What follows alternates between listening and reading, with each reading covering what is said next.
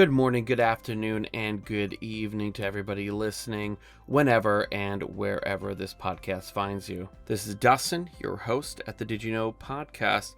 Today I have a very special guest, Bjorn Bjercke, and we're going to be talking about the OneCoin scam. If you have not listened to the Missing Crypto Queen podcast on BBC, you're missing out. It's a 8-part series, and it covers the story of OneCoin and its founder and its disappearance and the possibility that it very well may be the biggest Ponzi scheme in history. They're going to be releasing it very soon on BBC World, which will allow US customers and non-EU customers to actually listen to it through iTunes and other podcast platforms. Right now you can listen to it through their browser, which is a little bit awkward, but it's well worth it. Or you can just wait a couple weeks and it'll be there, and I'll be tweeting that out as well. It's a very, very interesting story, and I think you guys are going to be kind of blown away by the depth of just ridiculousness and pure scam that was involved.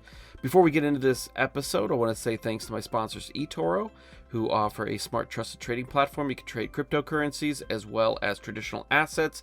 They have some really cool things like copy trading, where you can copy successful traders through their market of 11 million. It's basically a social media market of 11 million other traders, and you can pick people who you think are doing well. You allocate a percentage of your portfolio to them, and whatever trades they make, you make, and then they make a little bit of percentage of whatever you make off of them. Everybody wins. It's all great. Go to didyouknowcrypto.com/eToro.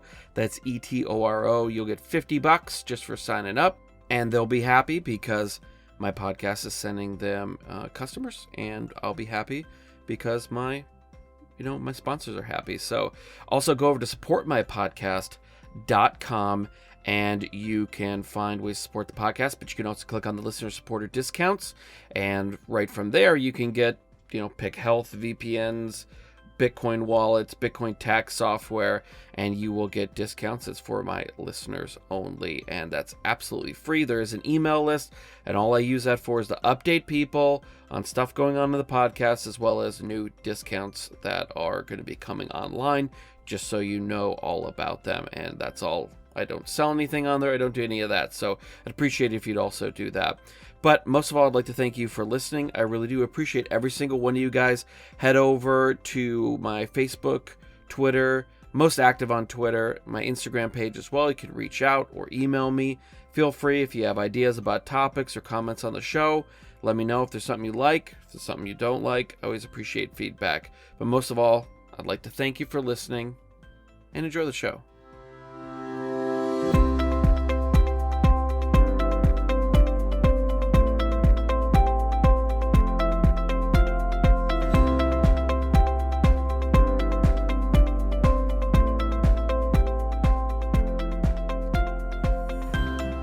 I'd like to welcome Bjorn Bjercke, engineer in infrastructure and finance, a blockchain specialist, and now famous whistleblower of the OneCoin scam. Bjorn, welcome to the show.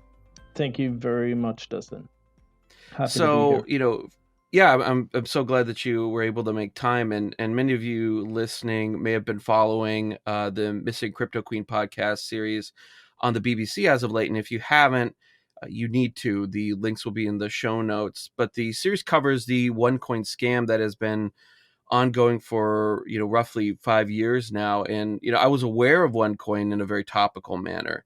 I'd heard of it, but it was just kind of like one of those things I didn't really look deeply into, and I just kind of pushed it off to the side, thinking it was just another one of these altcoins that had started up and things like that. But I had no idea how big it was, but we'll kind of get into that and kind of show the breadth and scope of this thing. But let's kind of start at the beginning. So to set the stage, what is OneCoin? Who created it? Who is the team behind it, and how does it operate? So, like you said, it started about 5 years ago, and there was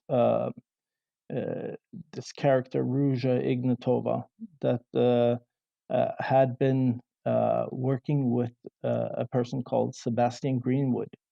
Now, Sebastian Greenwood had done several. He was involved in several scams, known scams before OneCoin, and he was big into the MLM multi-level marketing scene, and he had many contacts there. And the idea uh, came to make a cryptocurrency and use the hype and um, blockchain hype words and so on to build a scheme. And they actually started together on a project called Bitcoin before they did OneCoin. Bitcoin didn't last for a very long time. It was hyped up in China, and it failed quite quickly. They probably made around a couple of $1 million on that, but nothing major.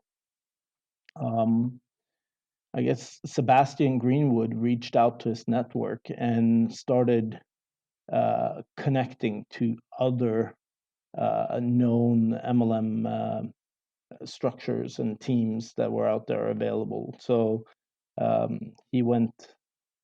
he built this from connecting to other teams. That's why um, when you look at the numbers of members in OneCoin, I certainly don't believe it's 3.4 million people, but there's a lot of people because they were not connecting individuals; they were connecting teams of people that already worked in other multi-level marketing schemes.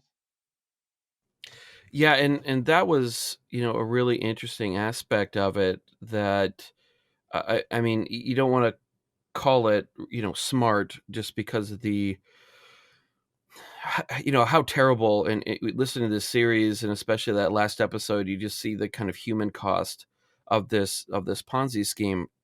But just from a larger view, it was, and from looking at the history of different scammers and things like that, it was, the idea of combining the hype behind the Bitcoin phenomenon and blockchain, that really kind of took off in 2017, and then combining a very tried and true method of reining people into these sort of scams of using kind of multi-level marketing and pulling in these top level MLM folks to promote this thing. I mean, it was just a perfect storm of just ability to take hype and hope and mix it in with traditional scamming methods, and make this thing just absolutely just a monster, and probably the biggest Ponzi scheme in history. Probably once we figure out how big it was, and considering how many countries and it proliferated, it very well is likely to be that. But going to your history, you'd been working in this space for a few years, and by the time they contacted you in 2016, can you tell us actually how they contacted you, and how that all worked out, and kind of I guess the major revelation they kind of let slip during this kind of hiring process? Sure, sure.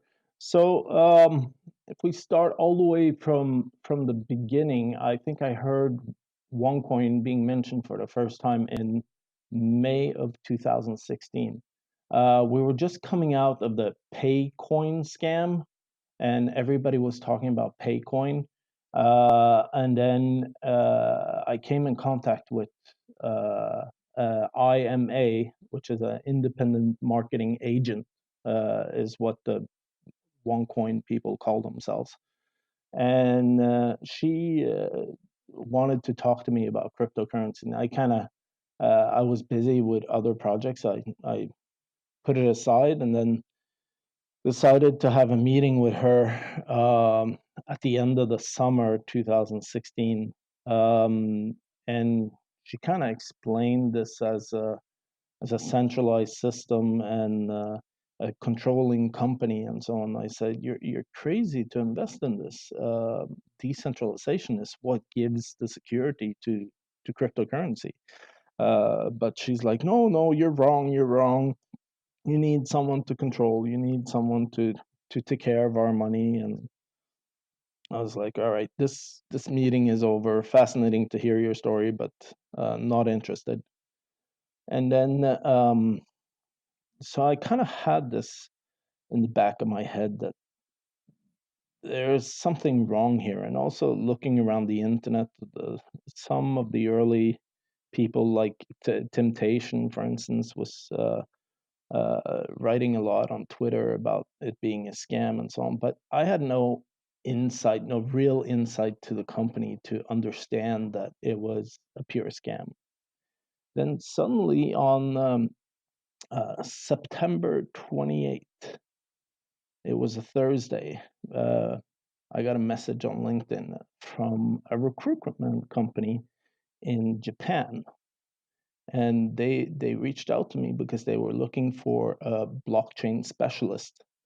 Um, since I'd been working with Bitcoin and looking at different blockchain projects all the way since the fall of 2013, I had lots up on my LinkedIn that kind of related me to being a blockchain specialist or cryptocurrency specialist.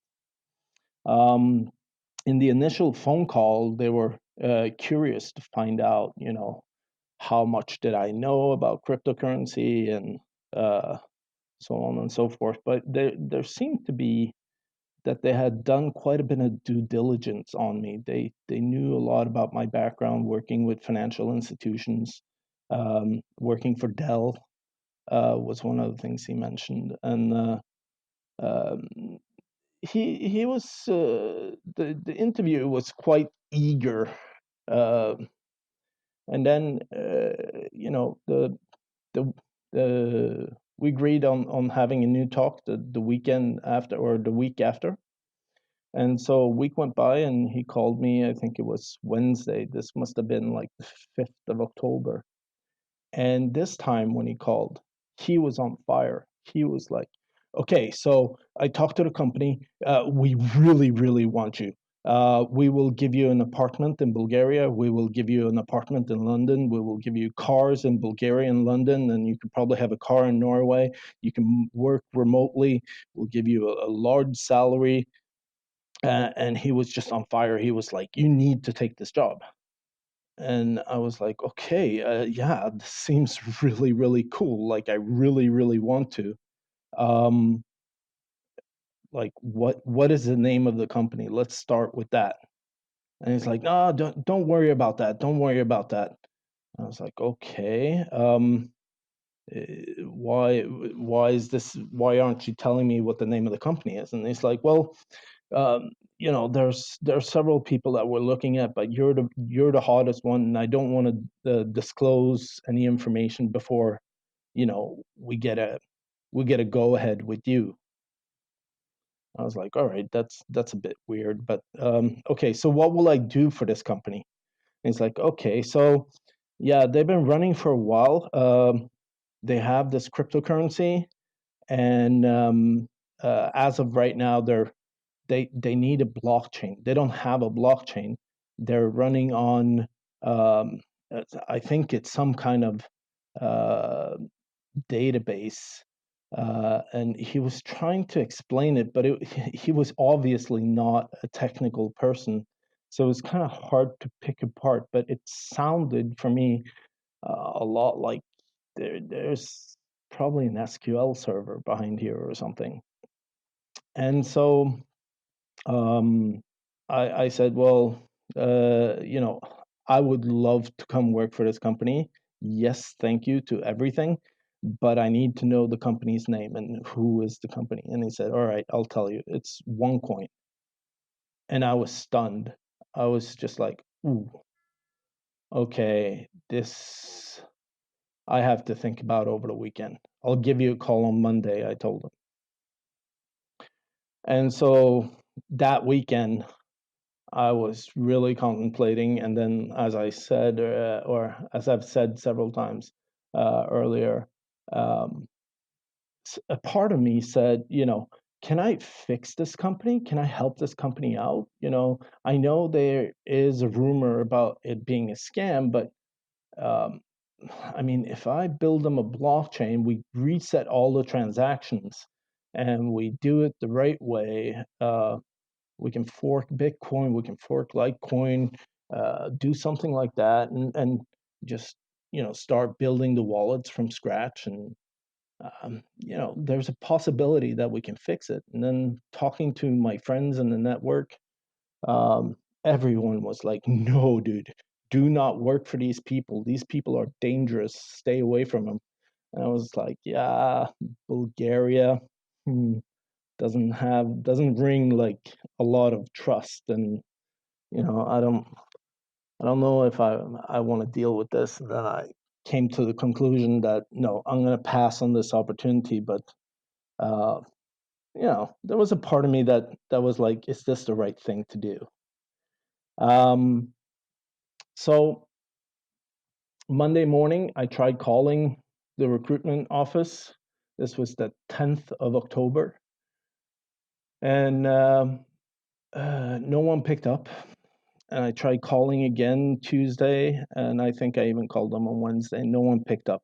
But I was going to tell them that pass on this opportunity, and then I never heard from them again.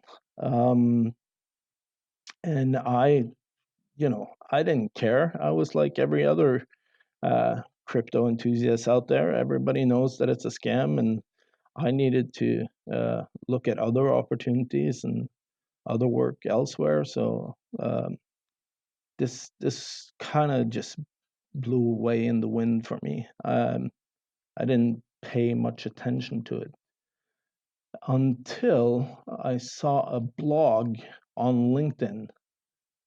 This was February of 2017. And it was a blog about how OneCoin is better than Bitcoin, and here are 10 reasons why. Um, I saw that there was quite a few comments. There was about 80 comments on this blog already. And I read the reasons and I was like, no, no, no, no, no, no. There's so much wrong in this article. And I wrote, I was contacted by OneCoin to build them a blockchain. They don't have a blockchain. I think they're running on an SQL server with some scripted SQL mining or something like that. And within seconds, my phone rang. It was a fellow from Finland that had been following OneCoin and said, "This is a major breakthrough. What you just wrote here." Um, and I would love to write a story about what you just wrote here, because this is a breakthrough. We've been looking at the blockchain for such a long time, and we couldn't figure it out. And you're saying it's a SQL server. And he put me in contact with Temptation, and I had about a 3-hour phone call with Tim that evening.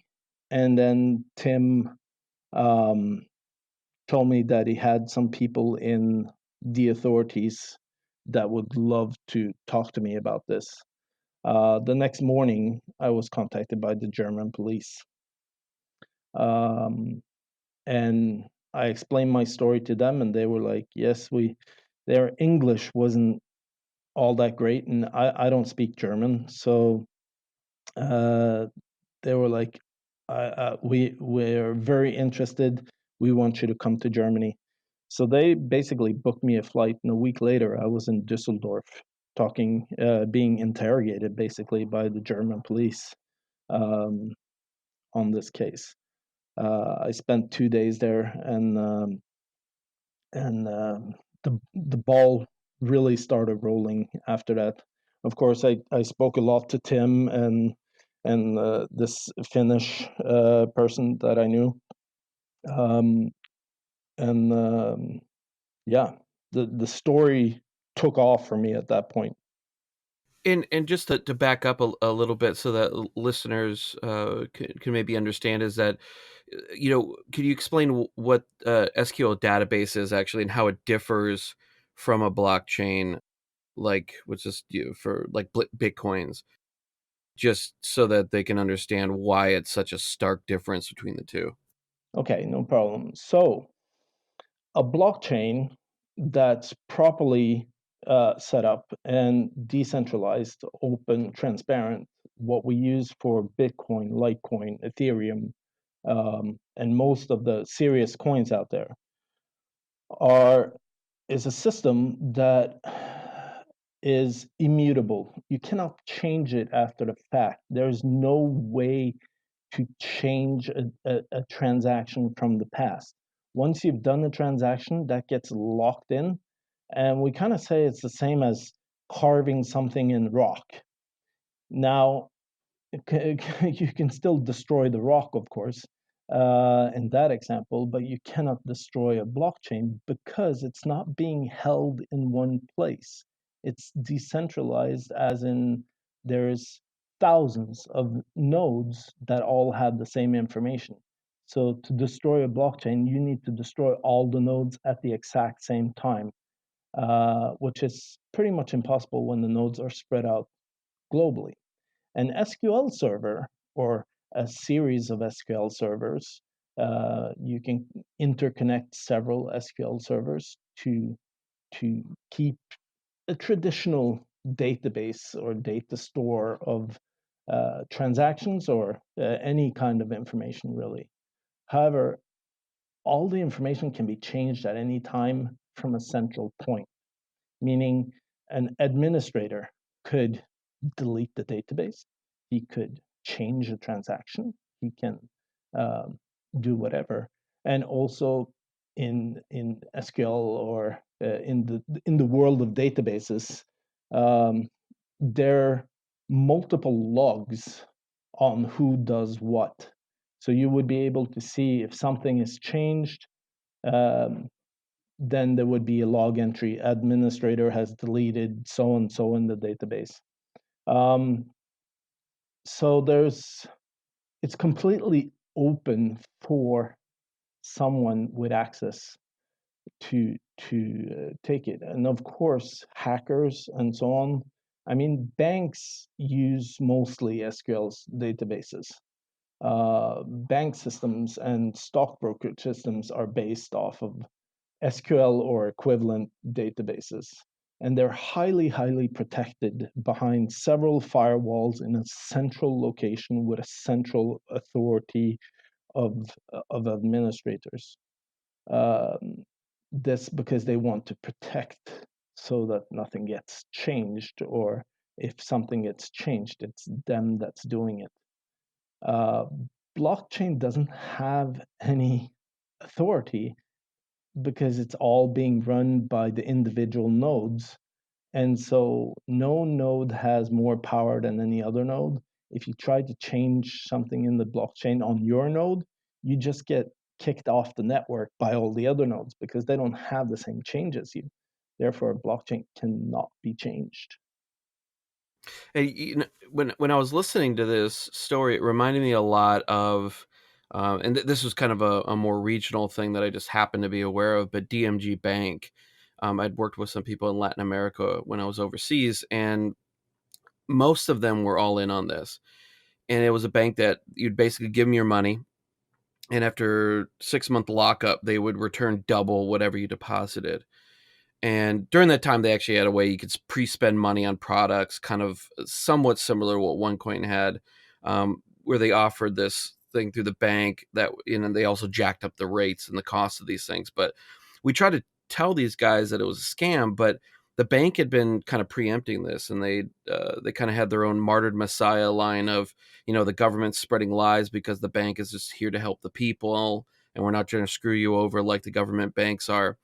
And it was like over 4 million people in this area of Latin America got caught up in it, and it eventually collapsed, as all Ponzi's do. But I mean, technically OneCoin is still operating right now as we're talking, Yes, definitely. if I'm correct. Yeah. People are getting scammed as we speak. And the reason for this is one of OneCoin's major golden rules, and that is do not go after technical people, do not go after people that use Twitter a lot, do not go after people that are obviously uh, highly involved in using the internet every day. So they meet up at yoga classes. They meet up at they go to Africa where people don't have access to internet. They go to Southeast Asia. Uh, in the Western world, it's been mindfulness and yoga classes, and also the Muslim community has seen a major blow. The reason for the Muslim community is not so much the lack of technical knowledge, because there's many Muslims out there that definitely are technical. However, the family structure in Muslim communities are so tight knit that if you can get one member of a family, you're basically signing on 150 people.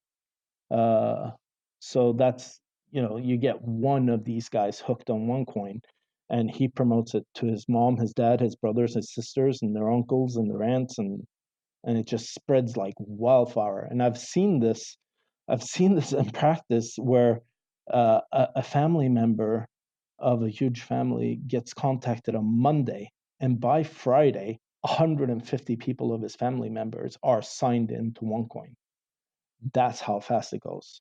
Also, um, in most cases, and this is like reoccurring a lot lately, and we're talking not more than 2 weeks ago, I got contacted by a person that had been to a mindfulness seminar, and where they talked about, grab opportunities, say yes to opportunities, and be open to the world coming to you and all this. And then suddenly a recruiter from OneCoin shows up in the break and says, okay, so I got an opportunity for you. And it was all about investing $1,000, $1,000 to get in. And there were about 200 people that were approached, and I think about 150 of them said, yes, we want to take this opportunity. I'll get you $1,000 within 3 days. This one person called me up and said, I just saw a video because I'm trying to sell some stuff on the internet to go pay OneCoin in 2 days. I need $1,000, but then I saw your video and you're saying that it's a scam. Is it a scam? And I was like, yes, stay away from this and give me give me all the information you got. Who contacted you? Do you have an email address, and so on and so forth? And this person really helped me out. And of course, I forwarded all the information to the local authorities, to my contact people that I know are in contact with the FBI. And it's as soon as people invest $1,000, OneCoin jumps on that opportunity because they see it as an opportunity. This person has bought in, and more times than not, the same person goes in with another $5,000 within a week. So in total, $6,000 in the first week of joining OneCoin is the most common example that I hear about all the time.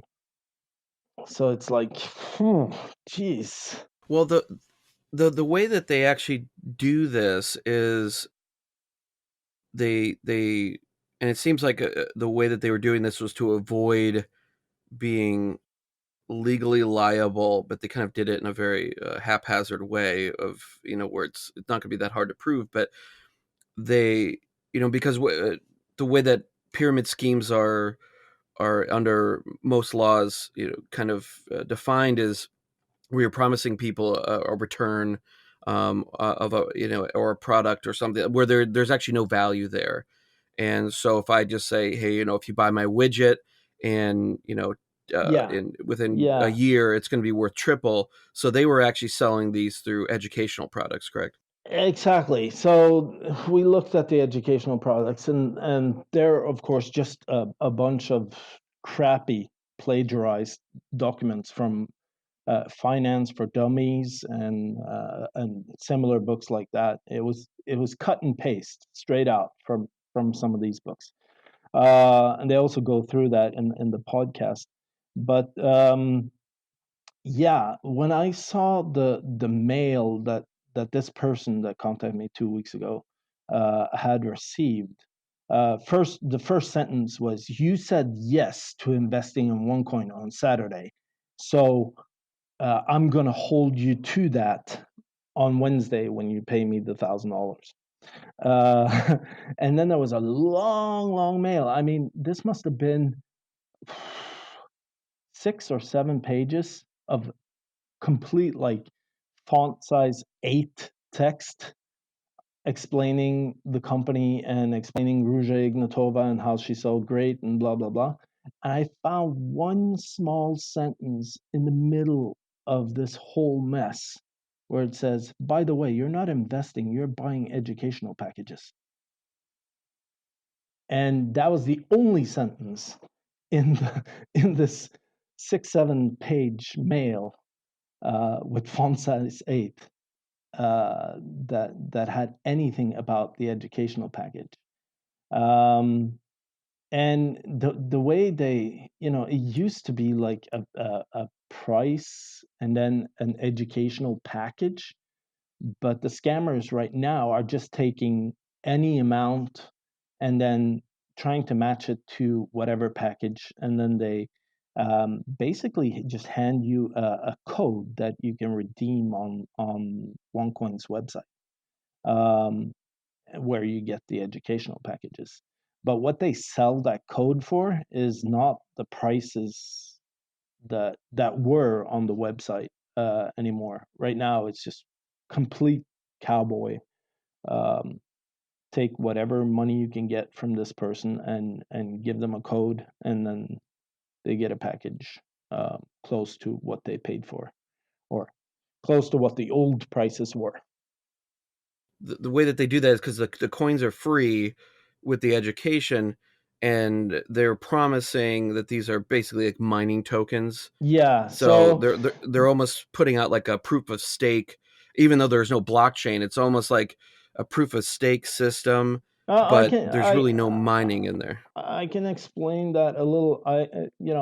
This is for sure. I mean, this is very obvious once you get in, because it's all about keeping the customer waiting to get a payback. How long can we keep a new victim or a new customer of OneCoin in the system before they start raising red flags? So what they do is they say, okay, with your educational package, you get 1 million mining tokens.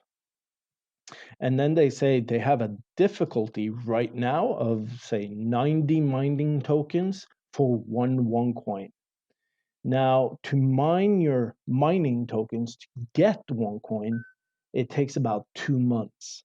But here's the twist.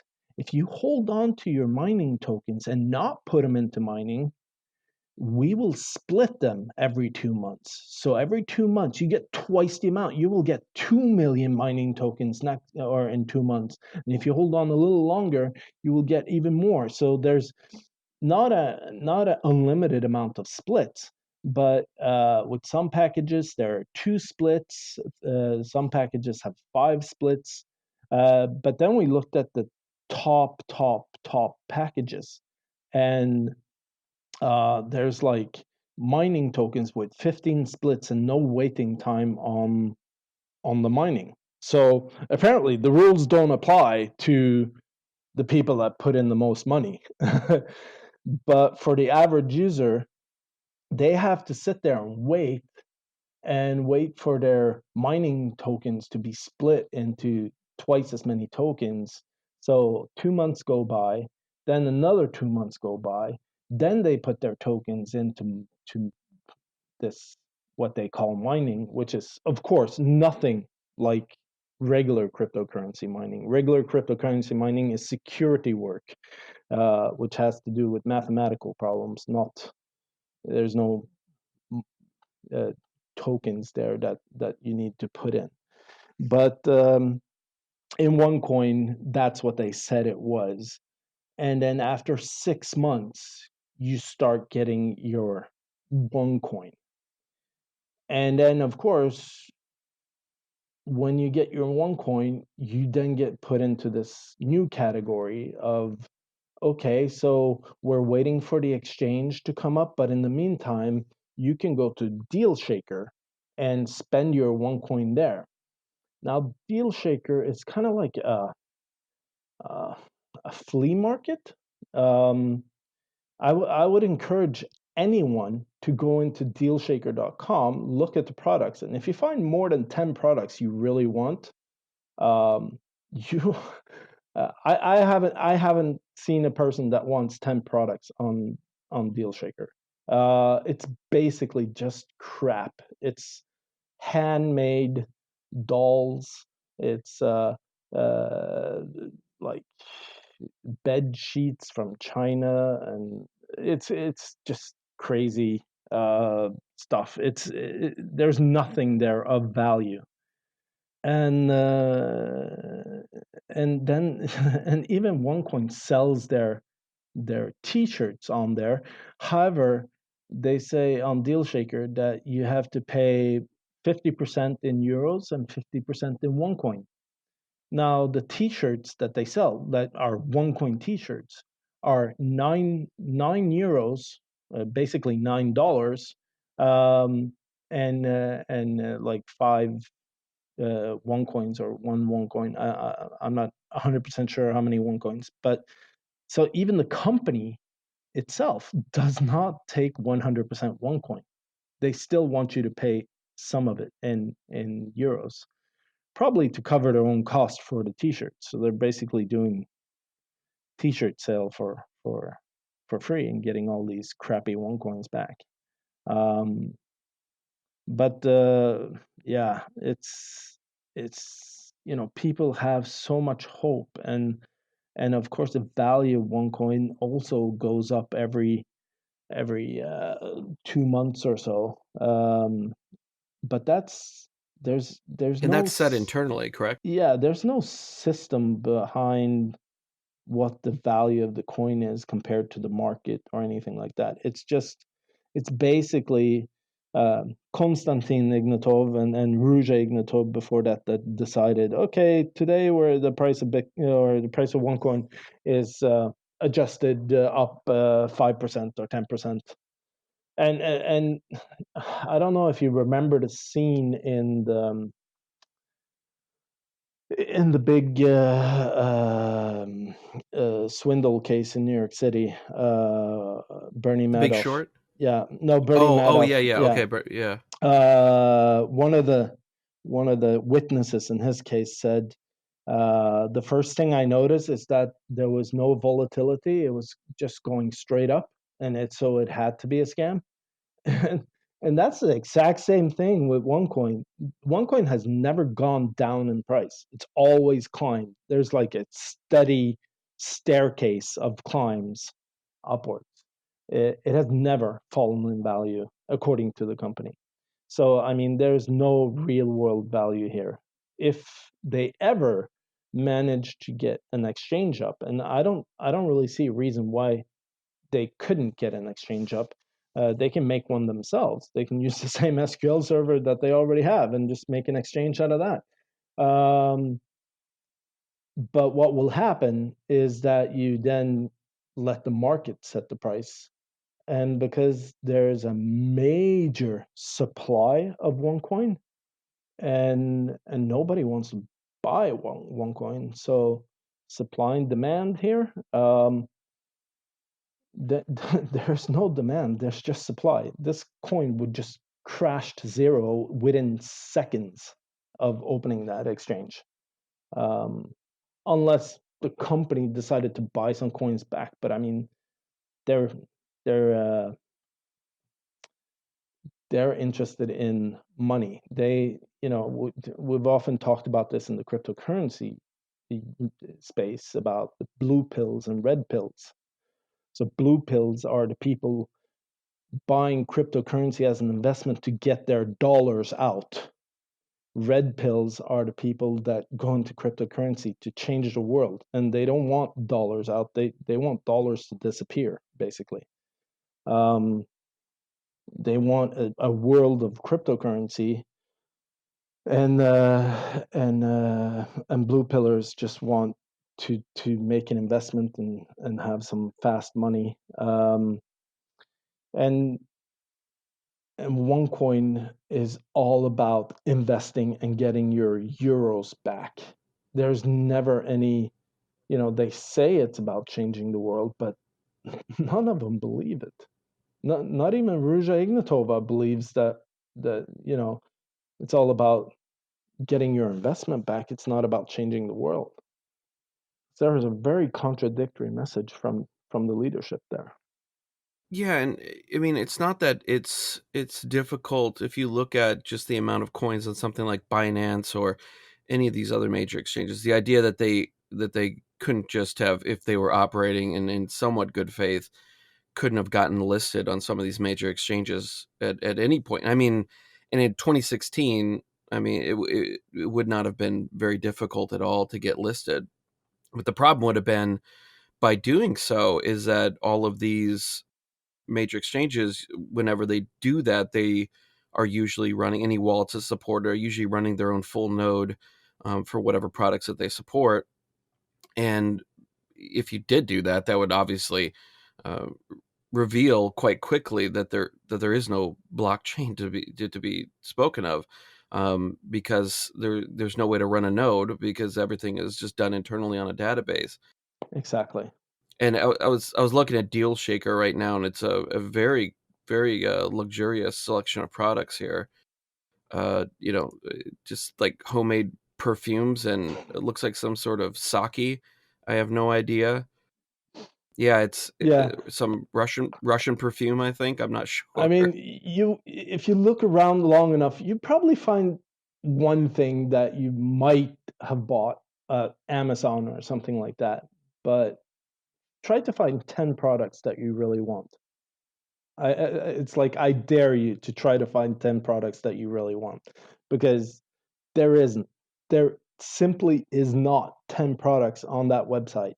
And there are thousands of products on the website. It's not a lack of products. It's just that it's all crap. It's all fake crap. It's fake jewelry, uh, water, vitamin waters, and fake homemade perfumes, like you said. It's just And Deal Shaker was like their major like retort whenever anybody would, earlier on, would be criticizing them of, yeah, and even exactly. internally That was too. their defense. Yeah, was that it was the one of the world's largest like exchanges or providers of liquidity in financial markets, and you go to this thing and it's like a really bad eBay. Yeah, it's they say that they wanted to bring usability to the coin. That's why they created Deal Shaker. Now, this is quite a good idea, actually, but we already have that in Bitcoin. You can buy an Amazon gift card for Bitcoin. You can buy, or you could buy at least, Microsoft products for Bitcoin. Overstock.com takes Bitcoin. Um, Bitcoin is definitely being a used commodity. I would say, a lot of people are blue pillars and have just bought it for investment. But in Bitcoin, there is a usability to Bitcoin, definitely.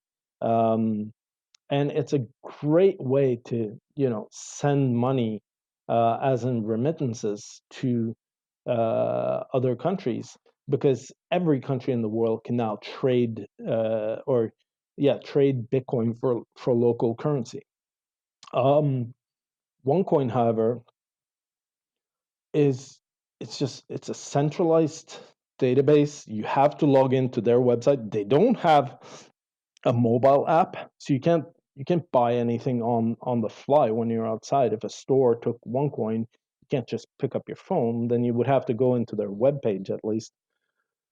And then Deal Shaker is also, just a centralized. Not that it needs to be decentralized, but it's just, it's a store. However, the store does not take any responsibility, so it's up to the users to send the products and take the orders and so on. So it's just a matchmaking site for shitty products towards a shitty token.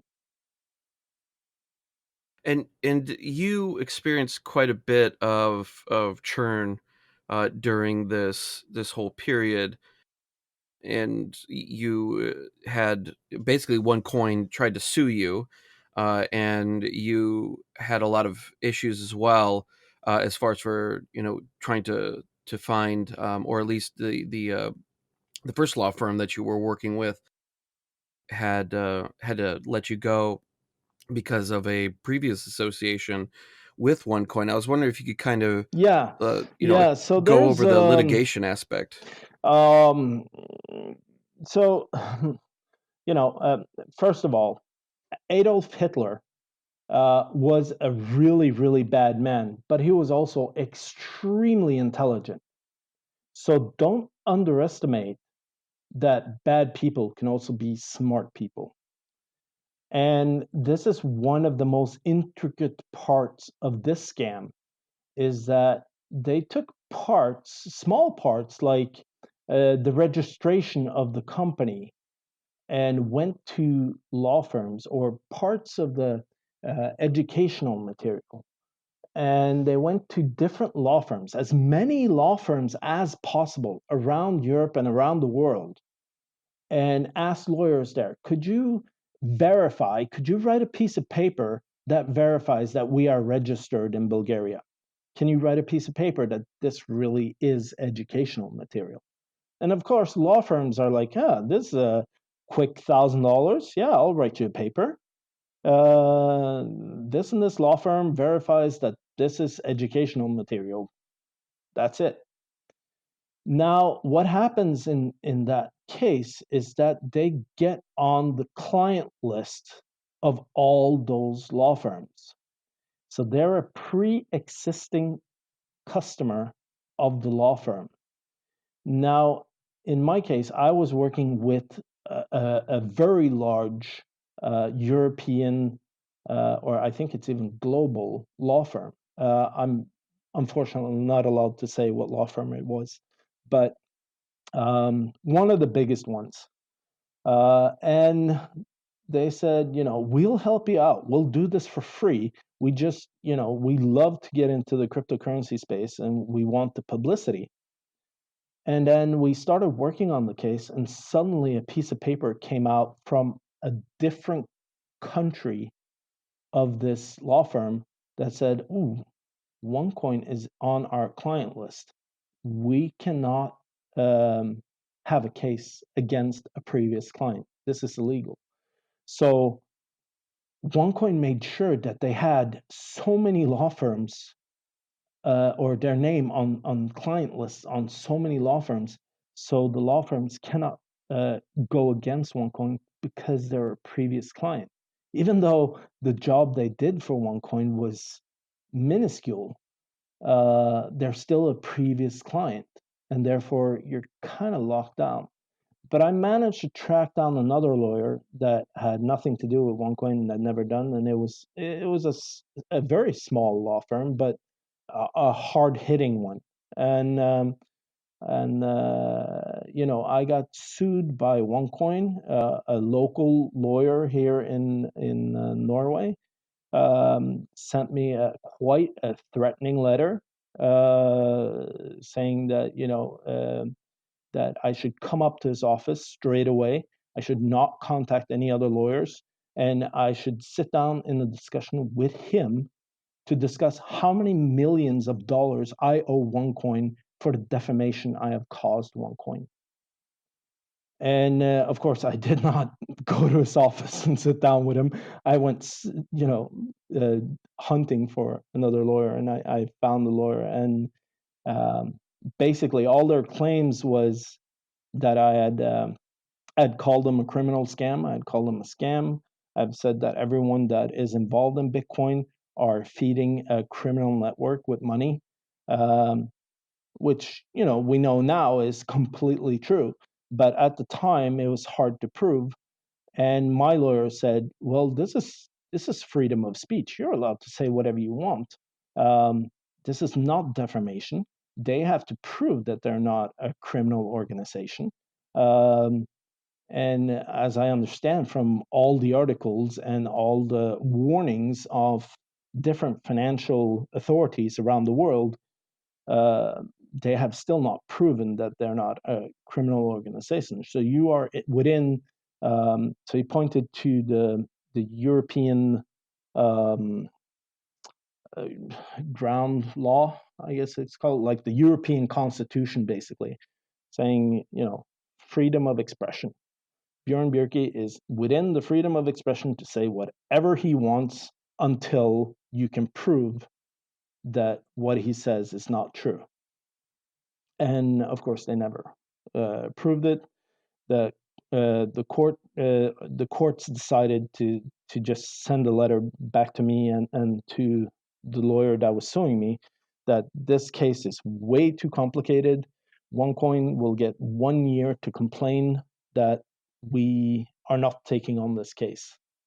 So it got tossed out basically, and I never heard from that lawyer again. And that's a really smart thing. I've heard of that being done in divorce settlements where one of the people involved will actually go to all the top divorce lawyers, do basically a consultation with all the really good ones so that their spouse, when they go to look for one, is unable to because they've been a previous client. And I mean that's just like once again, I hate to use the word very smart, but Yeah, it is, it and it is. was it was quite just quite intelligent way of going about trying to.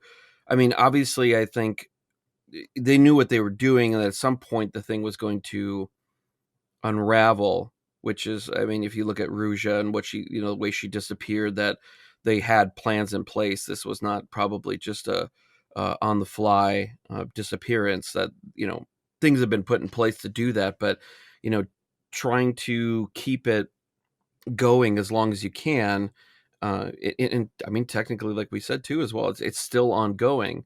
And you've had threats as well. Was this from just individuals on that were involved with OneCoin investors that were angry because you were quote unquote harming their investment, or was this of more, because there's been intimations of organized crime involvement in the podcast. I was just wondering if this was more just individuals on the internet, or was this kind of a more concerted effort?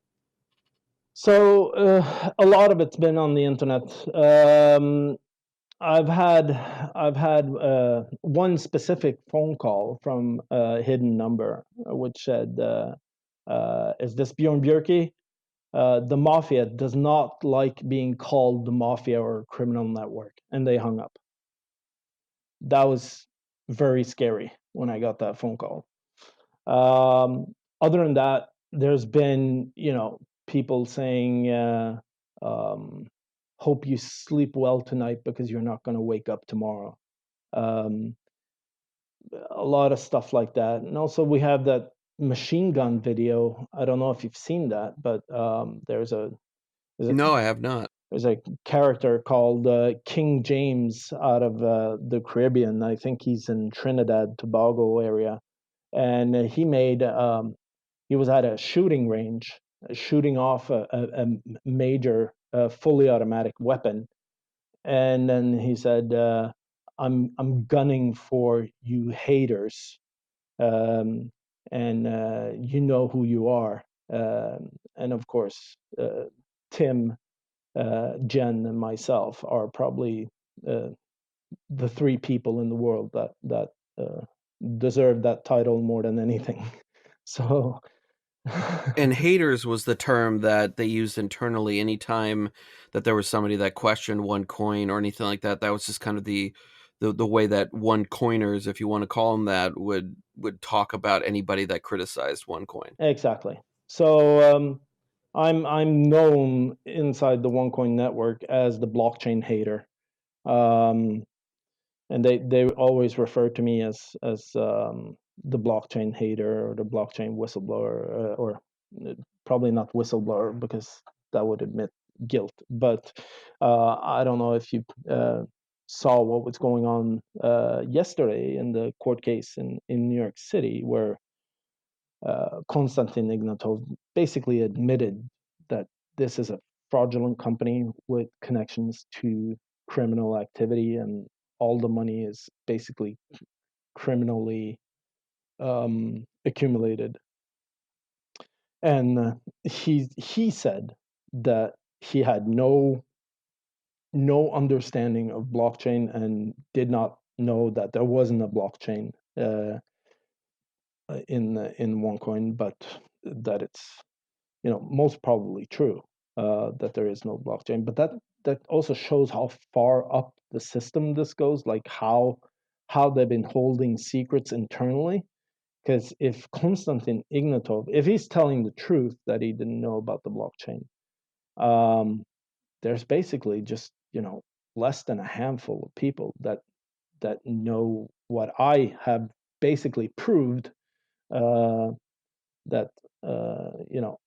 all of the functions and all of the things that has been happening in Bitcoin is extremely hard to run on a blockchain. And similarly, in an SQL server, it's the easiest thing. It's some of the easiest functions you can do with an SQL server is exactly what they're doing. That's where the pure conclusion of this is based on, that it's an SQL server and not a blockchain. But I've still not seen any concrete proof that we're talking about an SQL server here, other than the functionality of how the coin works from the exterior. But I can definitely prove that it's not a blockchain. Those functions that they have done with the coin have, I don't even know where to start. If that was a blockchain function, I wouldn't even fathom how they could build that into a blockchain. Stuff like freezing people's accounts, stuff like doubling people's coins, um, stuff like there's something called the Winter Wonder Wheel, where they take your coins and they kind of spin it around the wheel and double them or triple them, and this is just like, you can't do that with a blockchain. However, it's very easy to do it with an SQL server. I really, enjoyed talking to you today, and I, want to thank you because right now with this podcast, it's become kind of a worldwide phenomenon of just press and people kind of coming to this realization. But for a lot of years, and with all the kind of things that have happened to you, and it just kind of really interfered and with your life, and having to deal with litigation and threats and moving because of those, that it was quite a sacrifice on your part to do that. And I just want to say thank you for doing that. And where can people follow you and get in contact with you? So, please follow me on Twitter. My Twitter handle is Mr. Bitcoin Norway. And also, if you'd like to contact me, LinkedIn is the best way to contact me. I don't really answer messages directly sent to me on Twitter, because I'd like to see who I'm talking to. So that makes LinkedIn a somewhat better option to contact me. If you have a dull, very bad profile, I'm not going to speak to you. But if you have a legit profile on LinkedIn, I pretty much answer every request I get there. Well, once again, I'd like to thank you, and for all the listeners, I will have links to all the different articles and as well as Bjorn's contact and Twitter handle on the show notes at didyouknowcrypto.com/EP58 for episode 58. And thanks again. Thank you very much.